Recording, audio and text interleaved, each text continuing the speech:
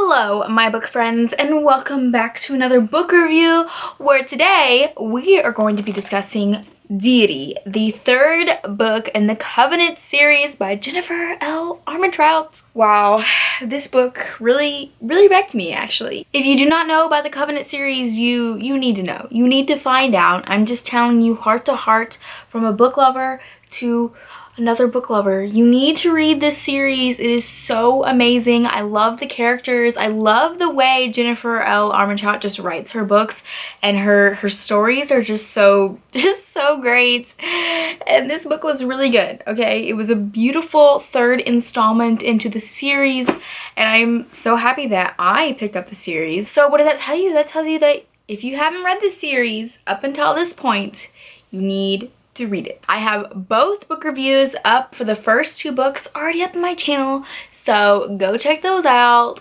right now. Link in the description box below. So if you have read up into this point and you're just wanting to hear my little bit of spoiler-free review for this book, I don't really know what to tell you to prepare you for this third book. What should I tell you? What should I tell you? The only thing that I can tell you is that we take off from the last moment in the second book, and it just gets crazier and crazier and more gut-wrenching, and Aiden's there and Seth's there, and just stuff goes down and it just gets crazier. And I've already started on the fourth book, and it's I mean, and this, okay, I can't really get the words out because I'm still kind of floored by the end of this book.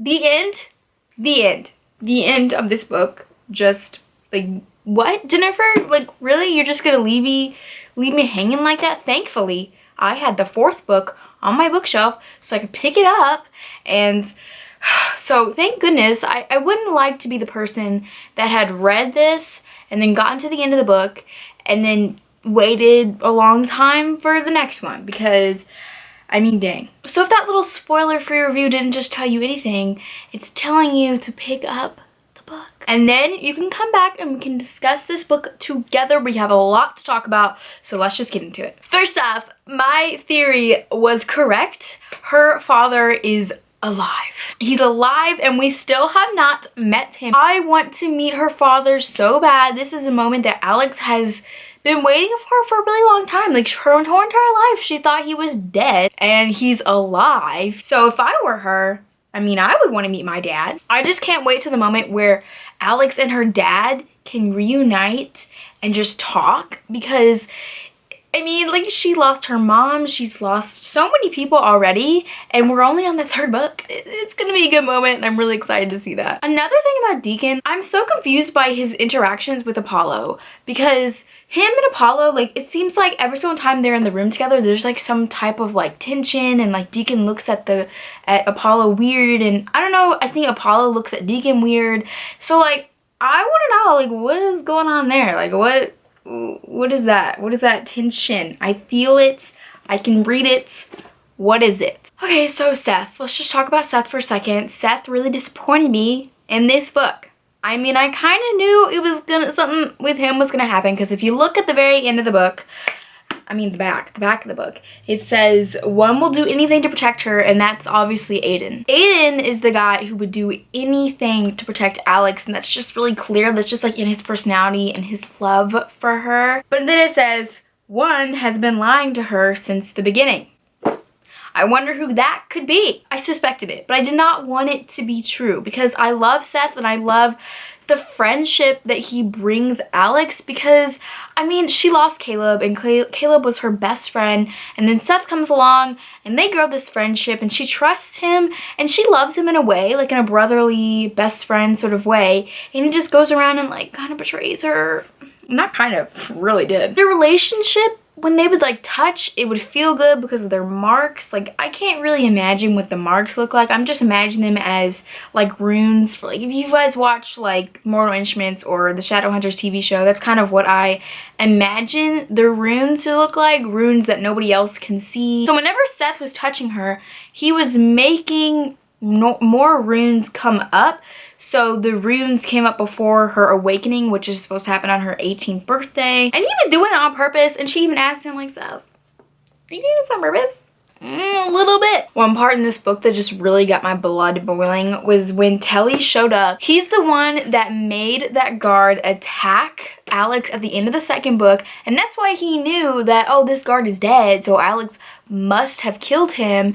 And it's just, it just made me so mad, because the way that they structure in this world is that peers are better than half-bloods, and nobody really argues with that. And I want there to be a change. I want Alex to make that change, because guys like freaking Telly is really a bad guy. We need to get those people out of the council, everything. We just need a better system. And when he slapped her, not once, but twice, ooh, oh my gosh. Oh my gosh. I honestly don't know how Alex held back, because when he slapped her, I'm also really enjoying that the Marcus and Alex moments, because Marcus in the beginning of the first book was just a freaking jerk, and he's her uncle, and it's just sad because she doesn't really have any family, but she does have Marcus, but he never really acted like family, you know? He never really acted kind towards her at all. But now I'm seeing like a relationship blooming, like he actually cares for her in a way, and I really enjoy that. And I'm glad that Alex has at least one person from her family that cares for her. Seth was so brainwashed in this book. It was like scary hearing him say stuff that he didn't care about the half-bloods and that they're not important. We aren't important. Whoa, Seth, calm down. What's going on? What's happening to you? Also, Leon, let's just talk about Leon, how Leon was Apollo. Now, Leon is a character I just thought was a secondary character, you know, like, ooh, he doesn't really matter, but he kind of matters because he's Apollo, and he's the one that, he's like been disguised as this guard watching over Alex, and it's just weird to think that he was just there the entire time, and I didn't pay attention to him at all. When Alex got stabbed, oh my, I was like hiding behind my book, and I was so scared, but like also like this was a freaking great scene. This is the part of the book, this is my favorite scene, honestly. I love it when, and this sounds really bad, but I love it when bad things happen to our characters, because it feels, especially when, okay, this sounds bad. I love it when like really intense thing happens to our characters, because it brings out the emotion, it brings out the intensity of us and the characters. I loved seeing how after she came back, that was when Aiden was like, oh my gosh, like, I love you, like, yeah. He was crying when she was clutching her stomach because she'd been stabbed and she was dying, and that brought out his real emotion. These entire books, he has been rejecting her and just kind of refusing any feelings that he has for her, and obviously it just had to take her going to the underworld dead for him to be like, you know, I love you. It's nothing like the love of your life dying for you to, and then coming back to life for you to realize you actually love her, and that you should probably tell her that you love her before crap goes down. But crap already went down because she went down to the underworld. A really funny part in this book was when Alex went down in the underworld and she was talking to that other oracle lady, and the girl was like telling her how she died, and she was like, yeah, I love my shoes. Do you like my shoes? And Alex was like, yeah, I like your shoes. And she's like, I died for them. Literally. So when we were at that council, and Lucian, don't even get me started on Lucian. He's a bad guy. I've always known it. So we've always known it. He's just gotten worse and worse. He's very much manipulating Seth, and I hate that as well, because Seth just wants love, and he just wants acceptance, and he just, my heart goes out for him a little bit, but then also like, you're bad, you're evil. Get away from me. One of the really sad parts was seeing Leah's sister Dawn die because of Seth. She was the only one that was saying like, this is wrong, like we don't need to do this. And it's just sad because that's her sister, and Leah has her whole entire family is dead because of, not because of Alex, but connected a little bit with Alex, because her whole entire family was killed from Alex's mother when she was turned into a demon, and now Alex's friend Seth, who's also a Napoleon, kills her only other living relative, and it's upsetting, and I hate seeing that. And